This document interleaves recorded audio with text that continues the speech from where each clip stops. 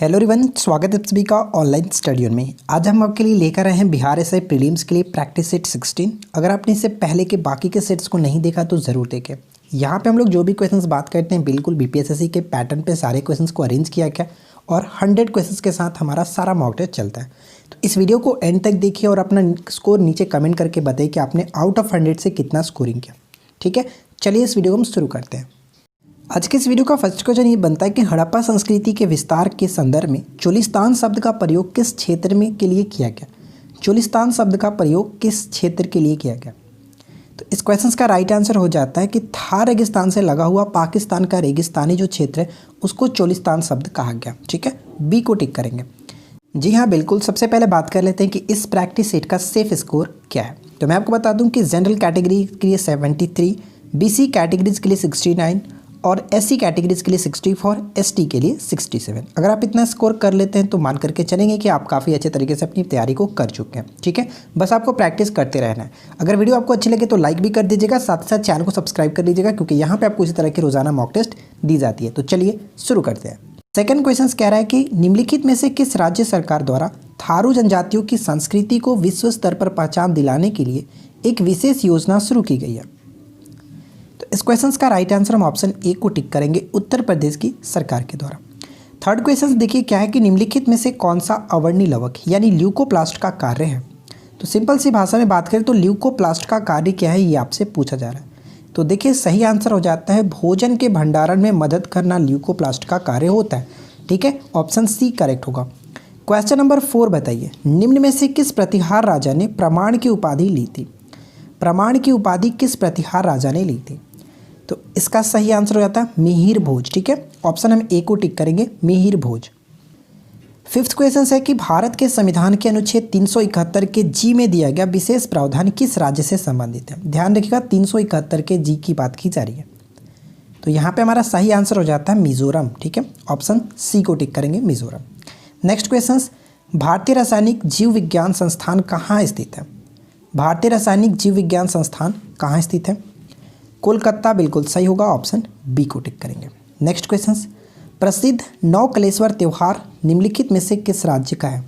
प्रसिद्ध नवकलेश्वर त्यौहार जो कि प्रत्येक वर्ष ये मनाया जाता है तो ये है आपका उड़ीसा का। ठीक है, ऑप्शन हम डी को टिक करेंगे, उड़ीसा। अगला प्रश्न कि मध्य प्रदेश ने किन 2 शहरों को यूनेस्को के विश्व विरासत शहरों की सूची में शामिल किया गया। मध्य प्रदेश के किन 2 शहरों को यूनेस्को के विश्व विरासत सूची में हाल ही में शामिल किया गया। ये क्वेश्चंस बहुत ज़्यादा इंपॉर्टेंट बन सकता है तो ध्यान रखिएगा। सही आंसर हो जाता है ओरछा और ग्वालियर। ठीक है, ऑप्शन बी को टिक करेंगे। नेक्स्ट वन बनता है कि निम्नलिखित में से किस राज्य में 3 दिवसीय प्रवासी पक्षी उत्सव का आयोजन किया गया।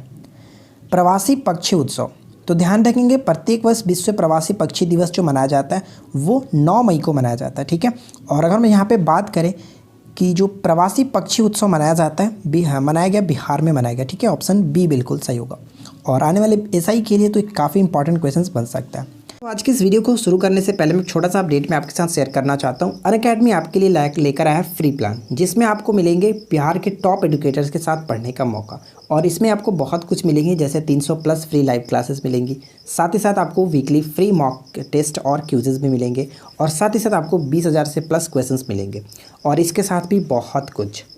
इस फ्री प्लान को एक्टिवेट करने के लिए आपको डाउनलोड करना है अनअकैडमी का लर्निंग ऐप जो कि मैंने नीचे डिस्क्रिप्शन में लिंक दे दिया, आप वहाँ से डाउनलोड कर सकते हैं और उसके बाद अपना गोल सेलेक्ट करके आप हमारे रेफरल कोड का यूज़ कर सकते हैं निरंजन 10। ठीक है, सिर्फ इतना ही नहीं फ्रेंड्स, आप अनअकैडमी पर जो कि प्लस सब्सक्रिप्शन भी ले सकते हैं जिसके बहुत सारे फ़ायदे हो सकते हैं और आप अपनी तैयारी को काफ़ी अच्छे तरीके से कंप्लीट तरीके से पूरी कर सकते हैं जो कि आपको इतनी सारी चीज़ें मिल जाएगी एक जगह।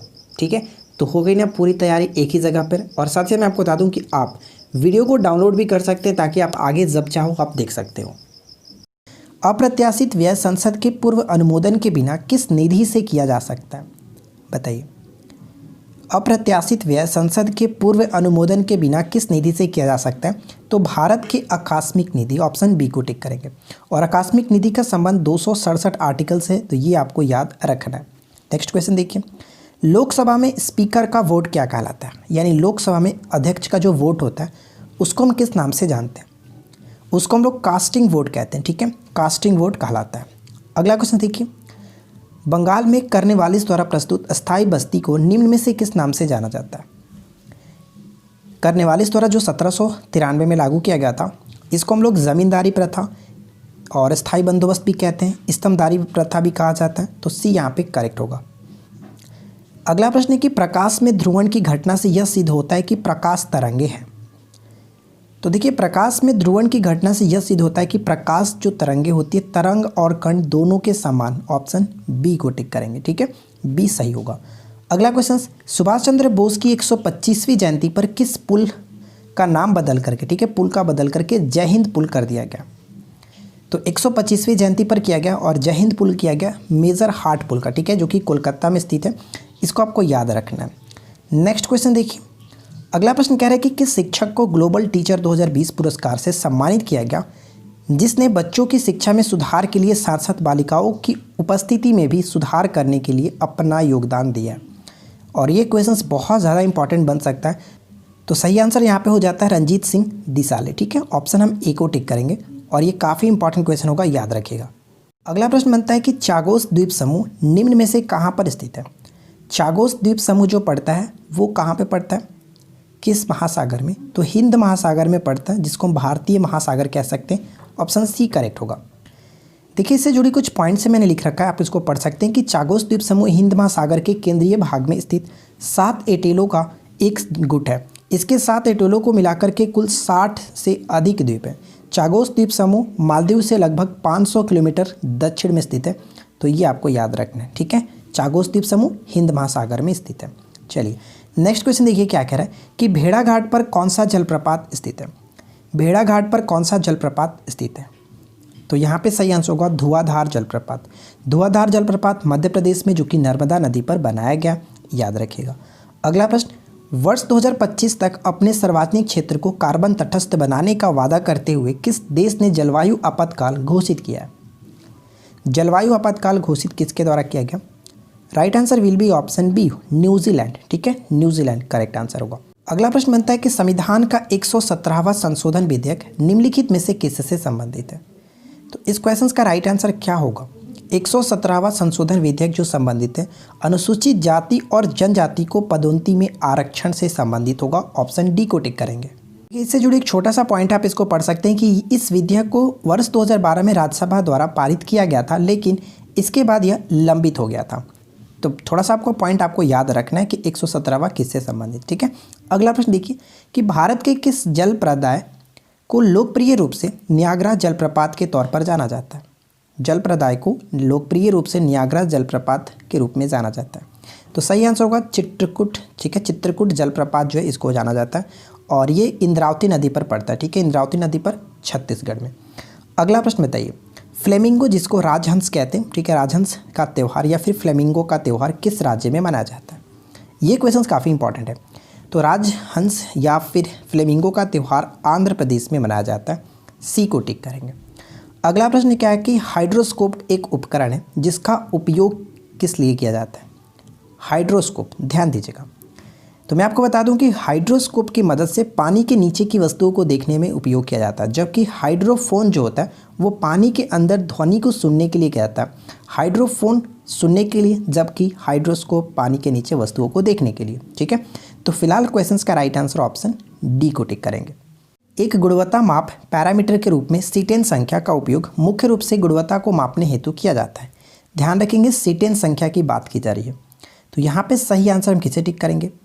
तो करेक्ट आंसर हमारा हो जाता है सीटेन संख्या का प्रयोग करते हैं डीजल की गुणवत्ता के मापने के लिए, जबकि ऑक्टेन संख्या का प्रयोग हम लोग पेट्रोल के लिए करते हैं। ठीक है, ऑप्शन यहाँ पे सी को टिक करेंगे। देखिए एक पॉइंट यहाँ पे आप पढ़ सकते हैं कि ऑक्टेन संख्या का उपयोग पेट्रोल के लिए किया जाता है, लेकिन सीटेन संख्या का उपयोग डीजल के लिए किया जाता है। तो ये काफ़ी इंपॉर्टेंट पॉइंट बन सकता है, याद रखिएगा।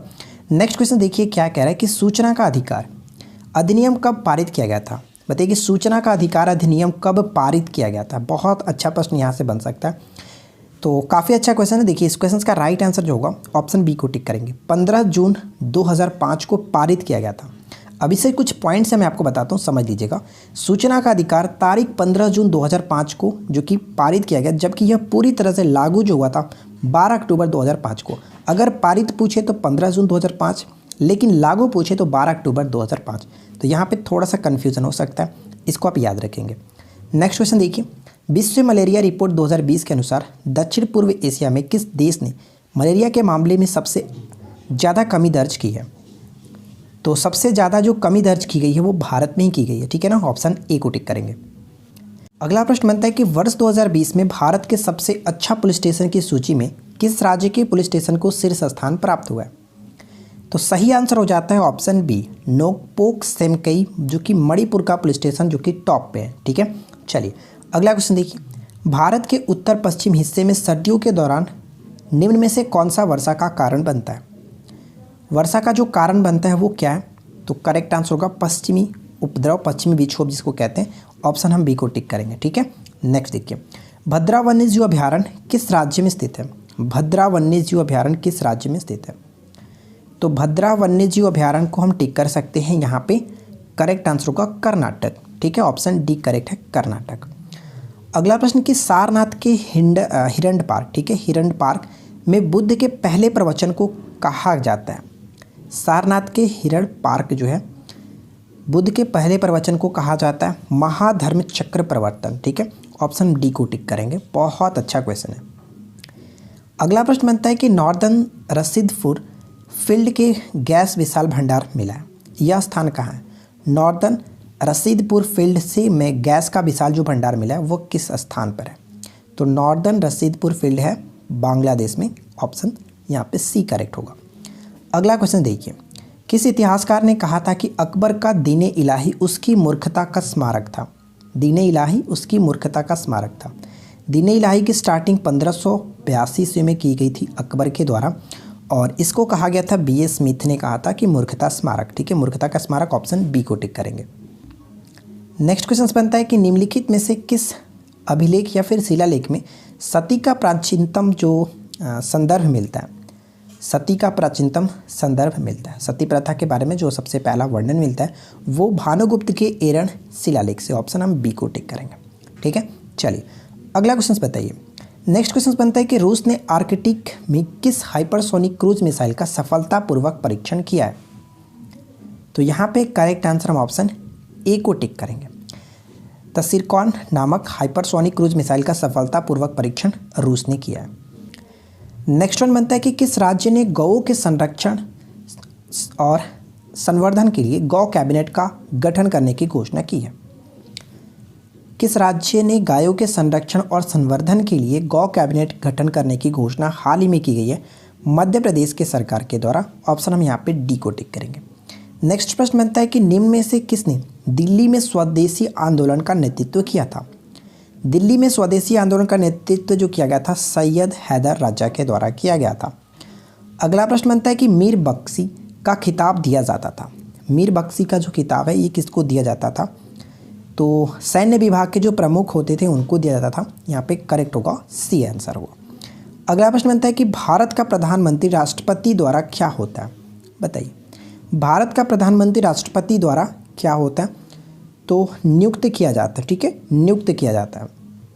नेक्स्ट वन कह रहा है कि भारतीय संविधान की अनुसूची 7 में शामिल है। 7वीं अनुसूची का संबंध किससे है? तो आपको पता है कि संघ और राज्यों के बीच शक्तियों का जो विभाजन किया गया इसी के अंतर्गत किया गया। ऑप्शन हम डी को टिक करेंगे। नेक्स्ट प्रश्न, house of the union people को किस वर्ष में लोकसभा के रूप में नामित किया गया? यानी पहले लोकसभा को house of the unit people के नाम से जाना जाता था और इसे लोकसभा के रूप में 1954 में नामित किया गया था। ए को टिक करेंगे। अगला प्रश्न देखिए, चंद्रमा की सतह से चट्टानों और मलबों के नमूने लाने के लिए किस देश द्वारा रोबोटिक स्पेसक्राफ्ट को लॉन्च किया गया, जो कि सफलतापूर्वक ये वापस भी लौट आया है?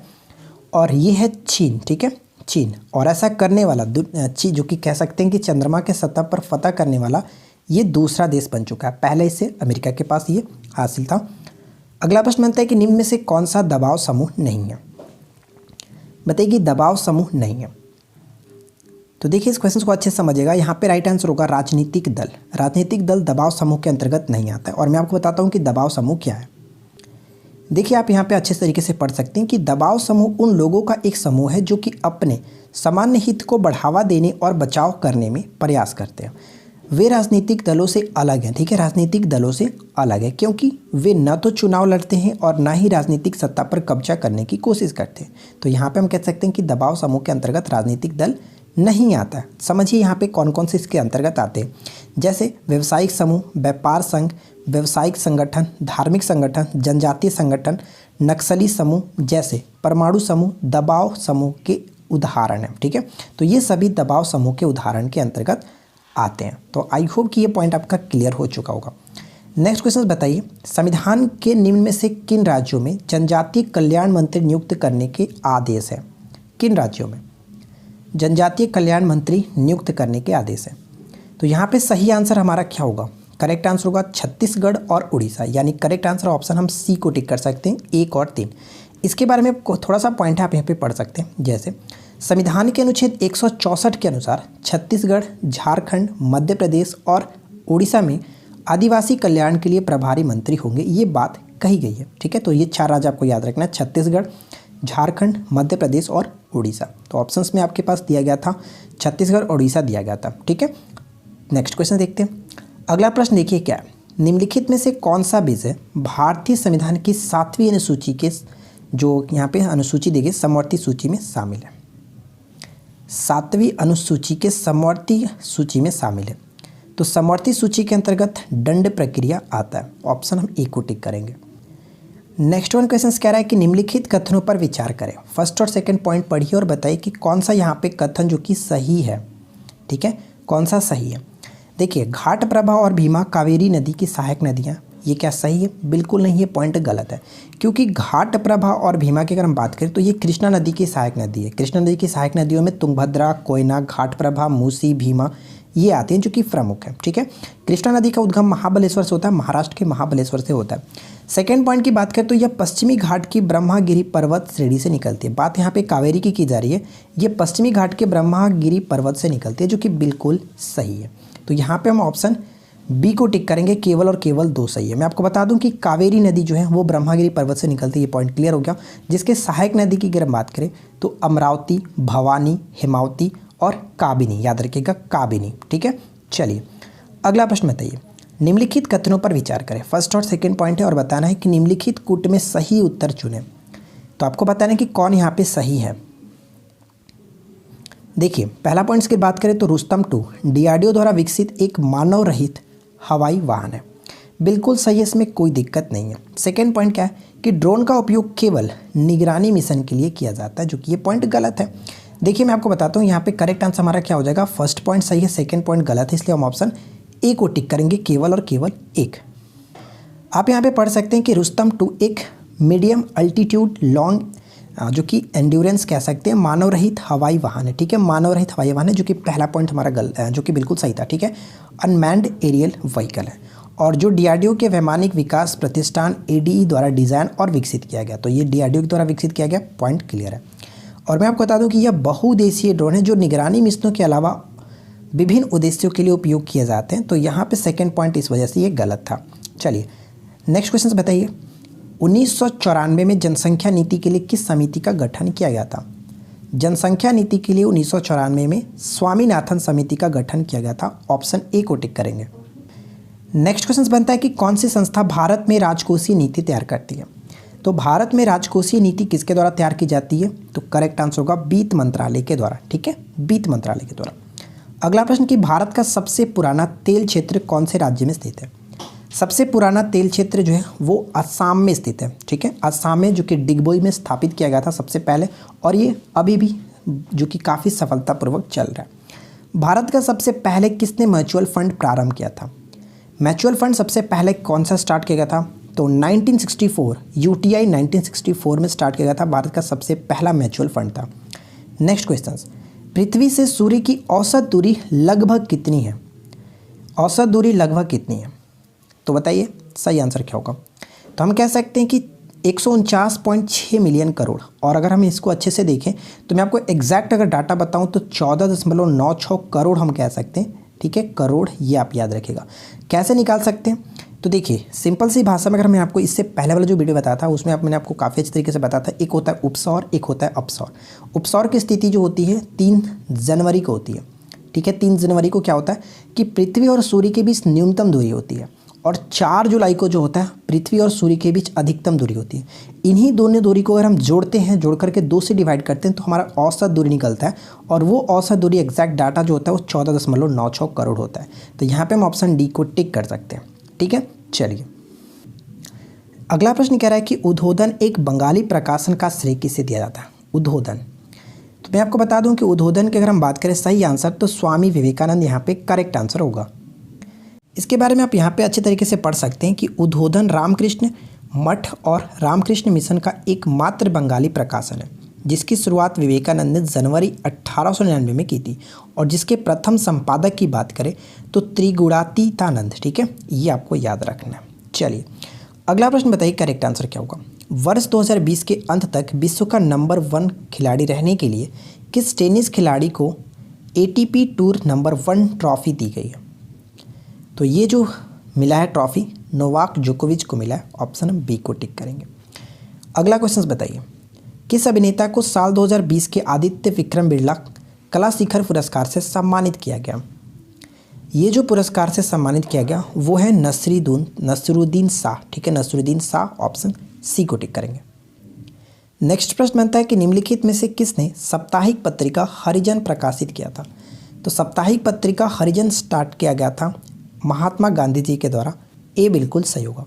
चलिए इसके बारे में कुछ पॉइंट्स आप यहाँ पे पढ़ सकते हैं। जैसे देखिए हरिजन, जिसको हम कह सकते हैं कि ईश्वर की संतान, महात्मा गांधी द्वारा 11 फरवरी 1933 को अस्पृश्यता के खिलाफ लड़ाई को बढ़ावा देने और पक्षपातियों को मुक्त करने के लिए प्रकाशित की गई अंग्रेजी भाषा की प्रसिद्ध साप्ताहिक पत्रिका है। तो यहाँ से 2-3 क्वेश्चंस पूछा जा सकता है कि किसके लिए स्टार्ट किया गया था, तो ये आप याद रख सकते हैं। कब स्टार्ट किया गया था, 11 फरवरी 1933, और किस भाषा में, तो अंग्रेजी भाषा में। ये पॉइंट इंपॉर्टेंट है, ठीक है। चलिए अगला क्वेश्चन बताइए भारतीय प्रतिभूति और विनिमय बोर्ड, जिसको सेबी कहते हैं, इसकी स्थापना कब की गई थी।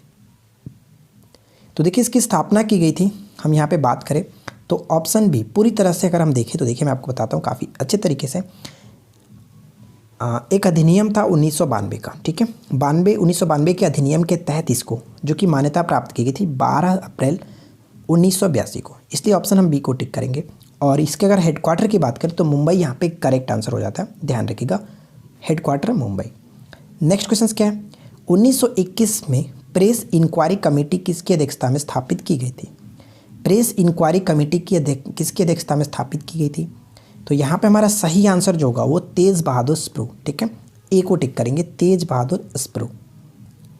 अगर आपने अभी तक इस वीडियो को लाइक नहीं किया तो हमारे इस वीडियो को लाइक कर दीजिए, साथ ही साथ ऑनलाइन स्टडी और इस चैनल को आप सब्सक्राइब करके नोटिफिकेशन बेल को ऑन कर लीजिए, क्योंकि यहाँ पे आपको इसी तरह की और भी मज़ेदार वीडियो मिलती रहती है। नेक्स्ट क्वेश्चन कह रहा है कि किस स्थान पर चंद्रगुप्त मौर्य ने जैन धर्म को स्वीकार कर अपने शरीर का त्याग किया था। तो सही आंसर हो जाता है श्रवण बेलगोला, या फिर इस क्वेश्चन को घुमा करके पूछा जाता है कि अंतिम समय चंद्रगुप्त मौर्य ने किस स्थान पर बिताया था, तो श्रवण बेलगोला में। अगला प्रश्न कि सिंधु सभ्यता में घोड़े के अवशेष कहाँ से प्राप्त हुए। घोड़े के अवशेष कहाँ से प्राप्त हुए, तो इस क्वेश्चन का राइट आंसर जो हो जाता है ऑप्शन किसे टिक करेंगे, सी को, सुत कोंगता कह सकते हैं, सुत कोंगता, ठीक है, सी करेक्ट होगा।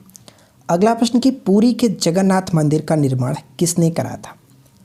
पुरी के जगन्नाथ मंदिर का निर्माण अनंत वर्मन चोडगंगदेव, ठीक है, यहाँ पे बी को टिक करेंगे। आगे की तरफ बढ़ते हुए नेक्स्ट क्वेश्चन देखिए। अगला प्रश्न ये कह रहा है कि ग्लाइकोप्रोटीन किस प्रकार का प्रोटीन है। ग्लाइकोप्रोटीन जो है वो किस प्रकार का प्रोटीन है, तो यहाँ पे सही आंसर होगा ऑप्शन बी, संयुग्मी प्रोटीन, ठीक है, ऑप्शन बी को टिक करेंगे। और इससे जुड़ी कुछ पॉइंट्स मैं आपको वो बताना चाहता हूँ। देखिए ये पॉइंट आपको बहुत इंपॉर्टेंट है, यहाँ पे आपको याद रखना है।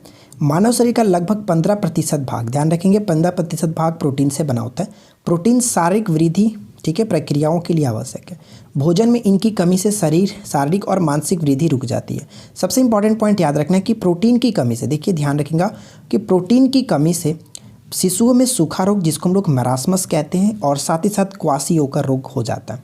ये क्वेश्चन अक्सर पूछा जाता है कि मरासमस और क्वासियोकर रोग होने का कारण क्या है, तो बच्चों में प्रोटीन की कमी होना। ठीक है, प्रोटीन सामान्यतः 3 प्रकार के होते हैं और इन तीनों प्रकार को हम लोग आगे की तरफ यहाँ पे पढ़ते हैं। ठीक है, देखिए पहला अगर हम बात करें तो सरल प्रोटीन। सरल प्रोटीन में क्या होता है कि ऐसे प्रोटीन जो केवल एमिनो अम्ल से बने होते हैं सरल प्रोटीन कहलाते हैं, जैसे एल्ब्यूमिन, एल्ब्यूमिनाइड और ग्लूबोमिन। ठीक है, ग्लूब्यूलिन कह सकते हैं, सॉरी थोड़ा सा मिस्टेक हो रहा है। सेकेंड पॉइंट है कि संयोजी प्रोटीन। तो संयोजी प्रोटीन ऐसा प्रोटीन जिनका संयोजन प्रोटीन के अतिरिक्त अन्य किसी अणु से भी होता रहता है, उन्हें हम लोग संयुग्मी प्रोटीन कहते हैं। जिसके अंतर्गत हम बात करें तो क्या क्या आता है, जैसे न्यूक्लियोप्रोटीन, ग्लाइकोप्रोटीन, यही क्वेश्चंस में पूछा गया था, ग्लाइकोप्रोटीन और फास्फोप्रोटीन। ठीक है, ये याद रखेंगे। और एक और आता है जो कि व्युत्पन्न प्रोटीन कह सकते हैं, और व्युत्पन्न प्रोटीन के अंतर्गत वैसे प्रोटीन जो प्राकृतिक प्रोटीन के आंशिक जलीय अपघटन से प्राप्त होते हैं व्युत्पन्न प्रोटीन कहलाते हैं। यह कोशिकाओं की वृद्धि और मरम्मत करती हैं। ठीक है, अनेक जटिल प्रोटीन मेटाबॉलिक प्रक्रियाओं से एंजाइम का कार्य करते हैं। तो यहाँ पे सबसे इंपॉर्टेंट पॉइंट आपको याद रखना है कि कोशिकाओं की वृद्धि और मरम्मत करती हैं व्युत्पन्न प्रोटीन। ठीक है, तो यहाँ पे जो भी पॉइंट आपको बताए गए वो काफ़ी इंपॉर्टेंट था, तो याद रखिएगा। चलिए फिलहाल देखते हैं नेक्स्ट क्वेश्चन को। अगला प्रश्न हमारा ये बनता है कि शहादत रहमान को प्रतिष्ठित अंतर्राष्ट्रीय बाल शांति पुरस्कार अर्थात अंतर्राष्ट्रीय बाल शांति पुरस्कार 2020 से सम्मानित किया गया। शहादत रहमान किस देश से संबंधित है, तो शहादत रहमान का संबंध बांग्लादेश से। सी को टिक करेंगे। नेक्स्ट क्वेश्चन है कि निम्न में से किस राज्य ने 1 से 5 दिसंबर तक हॉर्नबिल फेस्टिवल 2020 का पहली आभासी उत्सव आयोजन किया। तो हॉर्नबिल फेस्टिवल प्रत्येक वर्ष जो मनाया जाता है वो नागालैंड में मनाया जाता है। ऑप्शन बी को टिक करेंगे। अगला प्रश्न क्या कह रहा है कि राजपूताना के किस राज्यों में से एक राज्य ने अकबर की संप्रभुता स्वीकार नहीं की थी, संप्रभुता स्वीकार नहीं की थी, और वो कौन था, मेवाड़। ठीक है, मेवाड़ करेक्ट आंसर होगा। अगला प्रश्न, किस मुगल बादशाह को उसकी प्रजा शाही वेश में एक फ़कीर कहती थी। किस मुगल बादशाह को उसकी प्रजा शाही वेश में एक फ़कीर कहती थी, और वो है औरंगज़ेब। ठीक है, औरंगज़ेब को टिक करेंगे। अगला प्रश्न क्या है कि भारतीय इतिहास के संदर्भ में अब्दुल हमीद लाहौरी कौन था। अब्दुल हमीद लाहौरी कौन था। अब्दुल हमीद लाहौरी कह सकते हैं कि शाहजहां के शासन में एक राजकीय जो कि इतिहासकार था, और इससे इंपॉर्टेंट क्वेश्चंस हाल ही में पेपर में ये भी पूछा गया था, जो कि ईएसआई का एग्ज़ाम जो हुआ, बिहार ईएसआई का इन्फोर्समेंट का एग्ज़ाम, उसमें पूछा गया था पदशाहनामा के लेखक कौन था। ठीक है, पदशाहनामा का लेखक यही था अब्दुल हमीद लाहौरी। ठीक है, चलिए अगला प्रश्न, नेक्स्ट क्वेश्चन ये पूछा रहा है कि सुलेमान ने किस राज्य को रुहमा कहकर पुकारा था। रुहमा कहकर पुकारा था किस राज्य को, तो करेक्ट होगा पाल राज्य। ठीक है, पाल राज्य को। नेक्स्ट क्वेश्चन क्या कह रहा है, भारतीय राष्ट्रीय कांग्रेस ने 1924 ईस्वी के अधिवेशन में महात्मा गांधी द्वारा एकमात्र अध्यक्षता की गई थी। यह अधिवेशन कहाँ हुआ था, तो 1924 का एकमात्र ऐसा अधिवेशन था जिसकी अध्यक्षता महात्मा गांधी ने की थी, और ये था बेलगांव। ठीक है, सी को टिक करेंगे। अगला प्रश्न बताइए। नेक्स्ट क्वेश्चन ये कह रहा है कि मेकेदातु नदी परियोजना निम्नलिखित 2 राज्यों में से किस बीच विवादित है। मेकेदातु नदी परियोजना, तो इस क्वेश्चन का राइट आंसर हम किसे टिक करेंगे, कर्नाटक और तमिलनाडु। ठीक है, कर्नाटक और तमिलनाडु के बीच ये विवादित है। अगला प्रश्न, निम्नलिखित में से किस एक में राष्ट्रीय उद्यानों की संख्या अधिकतम है। राष्ट्रीय उद्यानों की संख्या अधिकतम है, तो यहाँ पे सही आंसर हम किसे टिक करेंगे, अंडमान और निकोबार द्वीप समूह। नेक्स्ट क्वेश्चन कह रहा है कि किस राज्य में थाई मांगुर मछली के प्रजनन केंद्रों पर प्रतिबंध लगा दिया गया। थाई मांगुर मछली के प्रजनन केंद्रों पर प्रतिबंध लगा दिया गया महाराष्ट्र में। ठीक है, बी को टिक करेंगे, महाराष्ट्र। नेक्स्ट क्वेश्चन, विश्व के किस मरुस्थल में बुशमैन नामक चलवासी जनजाति के लोग रहते हैं। बुशमैन, तो कलाहारी बुशमैन आपको पता होगा, ऑप्शन डी को टिक करेंगे। अगला प्रश्न ये कह रहा है कि जनसंख्या वृद्धि का सर्वाधिक प्रतिशत किस महाद्वीप के देशों में देखा गया। जनसंख्या वृद्धि का सर्वाधिक प्रतिशत एशिया में। ठीक है, 2 टॉप कंट्री तो आपको पता ही है, चाइना और इंडिया। ठीक है, अगला प्रश्न कह रहा है कि दक्षिण आल्प्स पर्वत जो कि दक्षिण आल्प्स पर्वत श्रेणी कहाँ स्थित है। दक्षिणी आल्प्स पर्वत श्रेणी पड़ता है न्यूजीलैंड में। ऑप्शन डी को टिक करेंगे। नेक्स्ट क्वेश्चन है कि निम्नलिखित में से कौन सी नकदी फसल महाराष्ट्र में पैदा नहीं होती है। कौन सी नकदी फसल महाराष्ट्र में पैदा नहीं होती है, तो इसका सही आंसर हो जाएगा रबड़। ठीक है, रबड़ ऑप्शन बी को टिक करेंगे। सबसे अधिक रबड़ की खेती जो कि केरल में की जाती है, रबड़ जो कि केरल में सबसे ज़्यादा उगाया जाता है। अगला प्रश्न कह रहा है कि निम्नलिखित में से कौन सा देश जो है वो डीप ओशन मिशन यानी पानी के नीचे की दुनिया की जैसे कि खनिजों, ऊर्जा, समुद्री विविधता की खोज की परिकल्पना करता है, जिसका एक बड़ा हिस्सा अभी भी अस्पष्टीकृत है। ठीक है, इसी को कहा जाता है डीप ओशन मिशन। स्टार्ट करने की बात कही गई है, करेगा कौन सा देश? तो ये स्टार्ट करेगा भारत। ठीक है, ऑप्शन बी को टिक करेंगे। इसके बारे में आप यहाँ पे पढ़ सकते हैं। अगर पूछ ले कि कौन से मंत्रालय ने ये बात कही है कि डीप ओशन मिशन स्टार्ट करेगा, तो पृथ्वी विज्ञान मंत्रालय ने जल्द ही एक महत्वाकांक्षी डीप ओशन मिशन शुरू करेगा। ठीक है, तो ये आपको याद रखना है। चलिए अगला प्रश्न बताइए, निम्नलिखित में से कौन सा कथन जो कि यहाँ पे असत्य, ध्यान से पढ़िएगा, असत्य कथन आपको बताना है। चलिए देखते हैं फर्स्ट पॉइंट क्या कह रहा है कि ऑस्ट्रेलिया के ग्रेग बार्कले जो कि अंतर्राष्ट्रीय क्रिकेट परिषद आईसीसी का नया स्वतंत्र अध्यक्ष चुना गया। क्या ये पॉइंट सही है? बिल्कुल सही है। चलिए सेकंड पॉइंट देखते हैं, वह भारत के शशांक मनोहर की जगह लेंगे जिन्होंने जुलाई 2020 में अपने पद से इस्तीफा दे दिया था। बिल्कुल सही है। तो मैं आपको बता दूं कि शशांक मनोहर के जगह पे अब इनको ग्रेग बार्कले को नया अध्यक्ष आईसीसी का बनाया गया। ध्यान से समझते रहिए क्वेश्चंस। अगला पॉइंट है कि शशांक मनोहर के इस्तीफा के बाद इमरान ख्वाजा इस पद पर अंतरिम चेयरमैन थे। ये पॉइंट भी सही है कि शशांक मनोहर के इस्तीफा देने के बाद अंतरिम चेयरमैन बने थे इमरान ख्वाजा। ठीक है, तो अब यहाँ पे बात करते हैं कि हमारा असत्य कथन कौन है। तो देखिए फर्स्ट पॉइंट ही हमारा गलत है। क्यों? क्योंकि यहाँ पे जो ग्रेग बार्कले हैं वो ऑस्ट्रेलिया के नहीं, ये न्यूजीलैंड से संबंधित है। इसलिए ऑप्शन हम ए को टिक करेंगे। अगर आपने ऑप्शन ए को टिक किया था तो बिल्कुल सही है। ठीक है, चलिए नेक्स्ट प्रश्न हमारा ये कह रहा है कि यदि 1 square plus 2 square plus 3 square equal to इस तरह से दिया गया, तो आपसे पूछा है कि 2 square plus 4 square plus 6 square plus 14 square की वैल्यू बताइए। देखिए इस टाइप का क्वेश्चन में कुछ भी नहीं करना, बहुत सिंपल तरीके से हम कर सकते हैं। क्या करना होता है, जो भी आपका स्क्वायर स्टार्टिंग किया जा रहा है यानी कि 2 का स्क्वायर, तो आप इस 2 का स्क्वायर कितना होगा 4 से गुना कर दीजिए जो भी हमारे पास डाटा गिवन है 2870 में आप गुना कर लीजिए।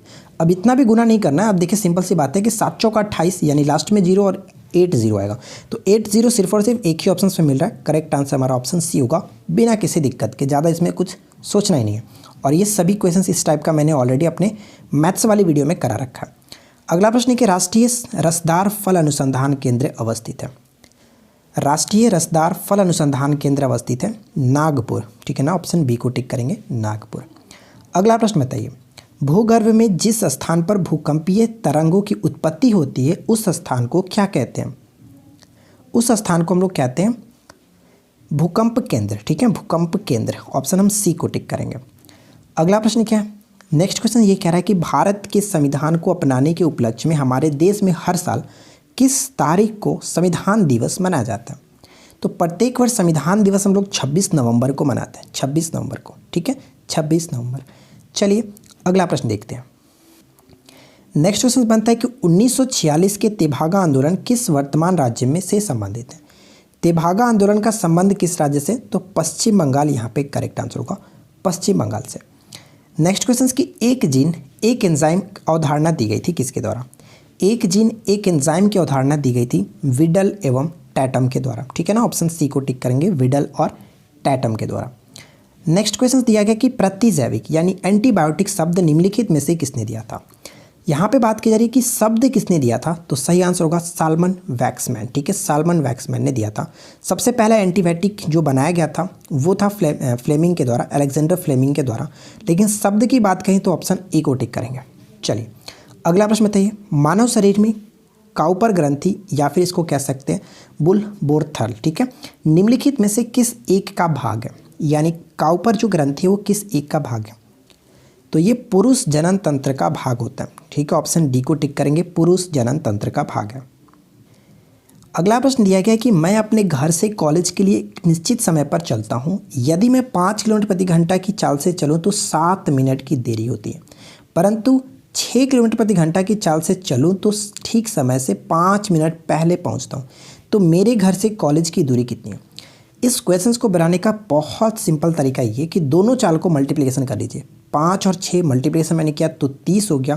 अब यहाँ पे थोड़ा सा आपको ध्यान देना है, 7 मिनट की देरी और 5 मिनट पहले, यानी दोनों अलग अलग डाटा है। एक तो देरी हो रही है और एक पहले हो रहा है, तो दोनों अलग अलग जो डाटा गिवन है तो दोनों को आप जोड़ लीजिए। 7 5 12 और ये क्या था आपका जो हमारा ये मिनट, तो मिनट को हम चूँकि घंटा में चेंज कर देते हैं तो 60 से मैं इसको डिवाइड कर दूंगा, बस काम खत्म। 30 दूनी की 60 और 2 छक्के 12, यानी करेक्ट आंसर हमारा क्या हो गया, 6 किलोमीटर करेक्ट आंसर है। बहुत सिंपल तरीके से हम इस क्वेश्चन को बनाते हैं। आई होप की बात आपने समझ लिया होगा। अगला प्रश्न कह रहा है कि साइटोक्रोम किसमें सहायता करता है। साइटोक्रोम जो कि किसमें सहायता करता है, तो मैं आपको बता दूं कि साइटोक्रोम जो है वो किस में सहायता करता है, तो श्वसन प्रक्रिया को पूर्ण करने में सहायता करता है। देखिए इसके बारे में यहाँ पे लिख भी रखा, आप इसको भी पढ़ सकते हैं कि साइटोक्रोम या माइटोकॉन्ड्रिया में पाया जाने वाला एक प्रोटीन होता है जो कि श्वसन प्रक्रिया को पूर्ण करने में सहायता करता है। ठीक है, ऑप्शन फिलहाल हम टिक कर सकते थे, साइटोक्रोम श्वसन क्रिया को पूर्ण करता है। अगला प्रश्न कि सूची 1 को सूची 2 के साथ मिलान कीजिए, बताइए यहाँ पे हम किसके साथ मिलान कर सकते हैं, तो सही आंसर हमारा क्या होगा। चलिए हम इसको एक एक करके मैच करते हैं। जनन ग्रंथि अगर हम बात करें यहाँ पे, तो देखिए जनन ग्रंथि अगर हम देखें तो प्रोजेस्टेरॉन, मादा जनन ग्रंथि होती है, स्त्री कह सकते हैं, स्त्री हार्मोन है एक प्रकार का, जनन ग्रंथि हार्मोन होता है एक प्रकार का प्रोजेस्टेरॉन। ठीक है, यानी फर्स्ट का 2 के साथ मैच करना है, या तो यहाँ पे होगा या फिर यहाँ पे होगा। चलिए आगे देखते हैं। पीयूष ग्रंथि जो होता है, पिट्यूटरी ग्लैंड, ये एक प्रकार का वृद्धि हार्मोन है, यहाँ से वृद्धि हार्मोन्स रिलीज होता है। तो बी का हम 3 के साथ मैच करेंगे, तो बी का 3 के साथ यहाँ पर भी मिल रहा है, यहाँ पर भी मिल रहा है। चलिए आगे बढ़ते हैं। अगर हम बात करें इंसुलिन, तो जो इंसुलिन होता है वो अग्नाशय से ही निकलता है, यहाँ से बीटा कोशिका से रिलीज होता है, यानी सी का फर्स्ट के साथ मैच होगा। तो देखिए सी का फर्स्ट के साथ यहाँ पे मिल रहा है, लेकिन यहाँ नहीं मिल रहा था, इसलिए करेक्ट आंसर हमारा ऑप्शन सी हो जाता है। और यहाँ पे आप देख सकते हैं कि कॉर्टिसोन जो होता है वो एड्रिनल ग्रंथि से संबंधित है, तो करेक्ट आंसर होगा हमारा ऑप्शन सी। आई होप कि आपने ये बात समझ लिया होगा। अगला प्रश्न कह रहा है कि निम्नलिखित में से किस विटामिन को हार्मोन माना जाता है, और वो विटामिन होता है विटामिन डी। ठीक है, विटामिन डी को हार्मोन माना जाता है, कैल्सीफेरॉल।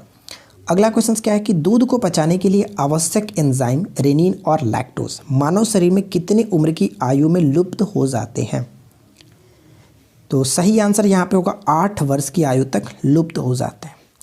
अगला क्वेश्चन, उस फिल्म का नाम बताइए जिसे 93वें अकादमी पुरस्कार के लिए सर्वश्रेष्ठ अंतर्राष्ट्रीय फीचर फिल्म श्रेणी में भारत की आधिकारिक प्रविष्टि के रूप में चुना गया है, तो ये है जल्लीकट्टू। ठीक है, ऑप्शन डी को टिक करेंगे। इसके बाद देखिए यहाँ पे एक पॉइंट्स आप इसको याद रखेंगे कि ये जल्लीकट्टू जो कि ये मलयालम फिल्म है। ठीक है, किस भाषा का फिल्म है, मलयालम फिल्म है, और इसके किसके द्वारा निर्देशित किया गया, तो आपको ये याद रखना है कि लीजो जोस पेलिसरी के द्वारा निर्देशित किया गया, और इसको जो कि 93वें अकादमी पुरस्कार के लिए सर्वश्रेष्ठ अंतर्राष्ट्रीय फीचर फिल्म श्रेणी में भारत का आधिकारिक प्रविष्टि के रूप में चुना गया। ठीक है ना। चलिए अगला क्वेश्चन बताइए राइट आंसर क्या होगा। भारतीय मौसम विभाग के अनुसार पिछले 2 साल में तमिलनाडु से टकराने वाला तीसरा चक्रवात कौन सा है, तीसरा चक्रवात कौन सा बना है, तो देखिए पिछले 2 सालों की बात करिए। सबसे पहले बात करें तो गाज़ा आया था। ठीक है, गाज़ा आपने देखा होगा, सुना भी होगा, तो 2018 में गाज़ा से काफ़ी ये प्रॉब्लम हुआ था तमिलनाडु को। उसके बाद अगर हम देखें तो फिलहाल में निवार भी आया हुआ था। ठीक है, निवार। और अगर हम इसके बाद देखें तो तीसरा की बात करें तो तीसरा चक्रवात के रूप में बुरेवी, जो कि हाल ही में नवंबर दिसंबर के स्टार्टिंग में ही आया था बुरेवी, यानी हम यहाँ पे ऑप्शन बी को टिक कर सकते हैं। ऑप्शन बी बिल्कुल करेक्ट होगा। यहाँ पे ध्यान रखिए तीसरा चक्रवात की बात की जा रही है, ना कि दूसरा, तो सही आंसर ऑप्शन हम बी को टिक करेंगे। भूकंप की उत्पत्ति से संबंधित प्रत्यास्थ पुनश्चलन सिद्धांत का प्रतिपादन किसने किया, तो इस क्वेश्चन का राइट आंसर हमारा क्या होगा। प्रत्यास्थ पुनश्चलन सिद्धांत का प्रतिपादन किया गया रीड के द्वारा। ठीक है, ऑप्शन डी करेक्ट है। अगला क्वेश्चन बताइए निम्नलिखित में से भारतीय शिक्षा का मैग्ना कार्टा किसे कहा जाता है।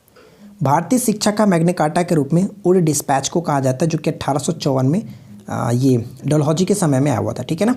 अगला क्वेश्चन, यदि एक बाल्टी का 4/9 भाग 1 मिनट में भरा जा सके तो शेष भाग को भरने में कितना मिनट लगेगा।